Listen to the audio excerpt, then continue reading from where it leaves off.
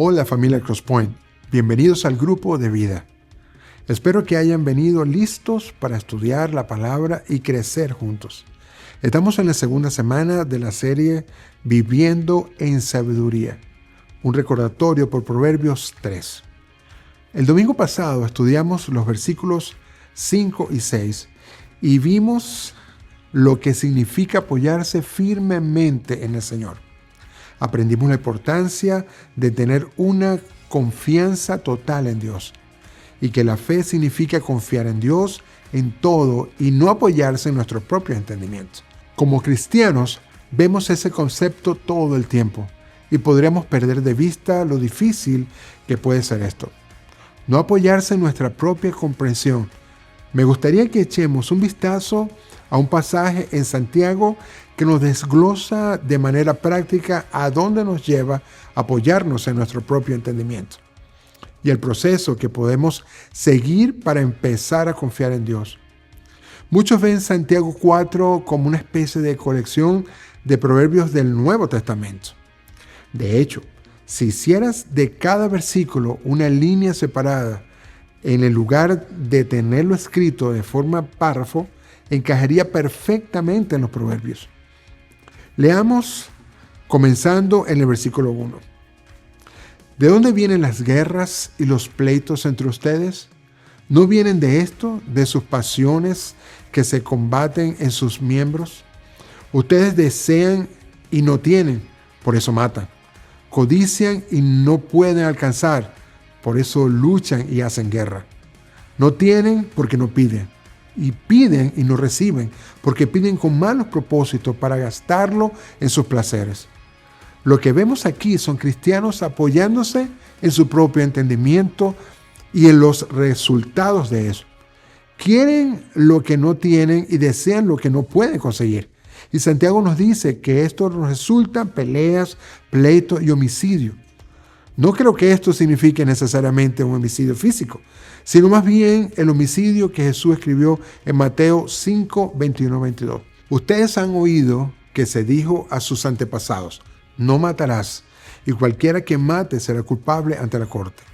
Pero yo les digo que todo aquel que esté enojado con su hermano será culpable ante la corte. Y cualquiera que insulte a su hermano será culpable ante la luz del concilio. Y cualquiera que le diga, insensato, será culpable del infierno de fuego. Y el punto para nosotros, los cristianos, es que nuestro propio entendimiento de lo que queremos o necesitamos conduce a la división y a la intención homicida dentro de la familia de Dios. Santiago también señala una característica clave de no confiar en Dios, y es la falta de oración. Los cristianos de los que se habla aquí no están llevando sus peticiones a Dios debido a la falta de oración. Los cristianos a menudo pueden separar las búsquedas de los deseos de su caminar con Jesús, lo que conduce a una doble mentalidad. Y cuando así piden con intención egoísta, solo pensando en sus propias pasiones.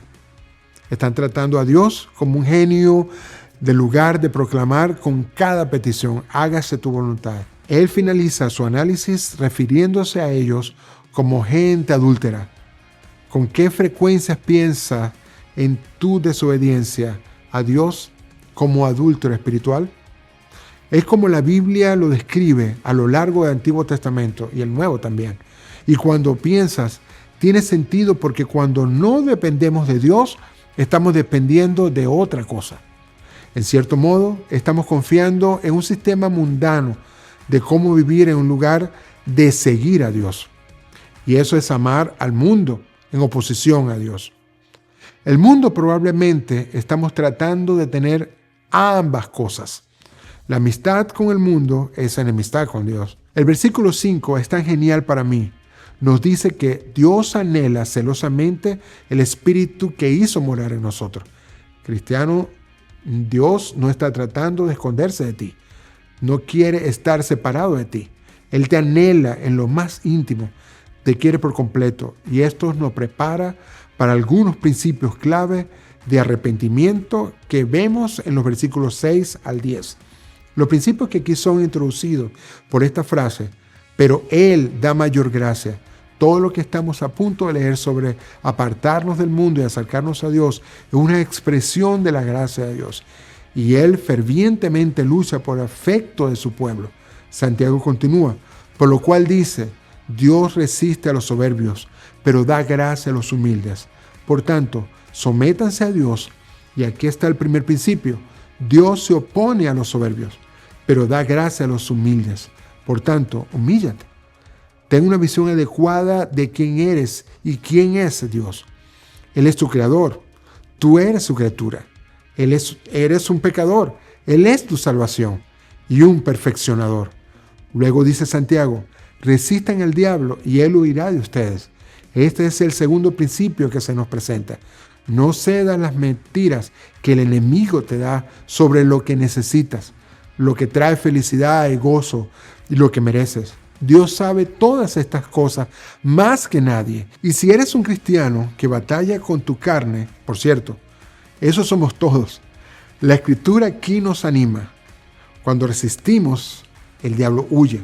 El éxito aquí creo que en última instancia se basa en nuestra adhesión al siguiente principio.